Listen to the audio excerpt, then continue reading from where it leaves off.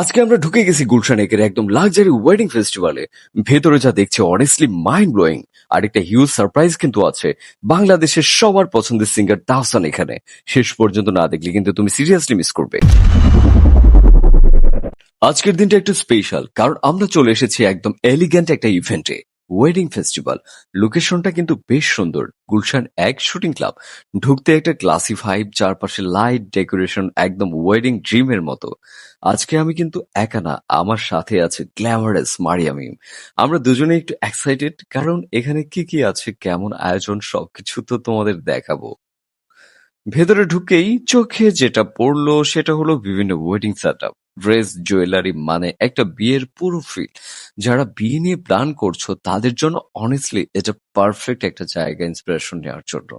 এটা দেখার পর কিন্তু আমারও বিয়ে করতে ইচ্ছে করছে। আর হ্যাঁ, আমি কিন্তু সিঙ্গেল। আর একটা স্পেশাল সারপ্রাইজ ছিল বাংলাদেশের জনপ্রিয় শিল্পী তাহসান। সে কিন্তু আমার মোস্ট ফেভারিট। আর কার কার তাহসানের গান ভালো লাগে অবশ্যই কমেন্ট করে জানাবে। তাকে কাছ থেকে দেখা লাইভ পারফরমেন্স, এটা আসলে অন্যরকম একটা এক্সপিরিয়েন্স।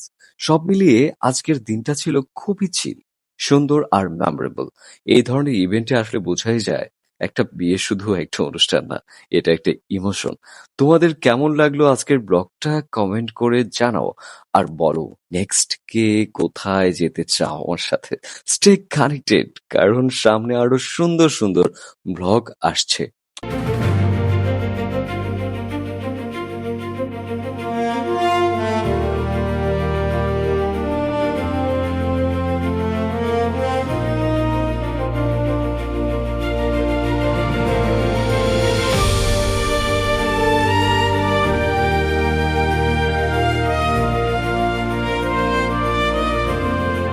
আজকে আমার সাথে ছিল ফিল্ম ডিরেক্টর শামীম আহসান ভাই এবং মারিয়া মিম। মারিয়া মিম যে শাড়িটা পরেছিল ওয়াইন কালার, এত জোস লাগতেছিল, একদম হচ্ছে চোখ ফেরানো যাচ্ছিল না। আমি কিন্তু বারবার তাকিয়ে দেখছিলাম কেমন লাগছে। আর পুরোটা সময় জুড়ে মারিয়া মিমকে কার কেমন লাগলো অবশ্যই কিন্তু কমেন্ট করে জানাবে।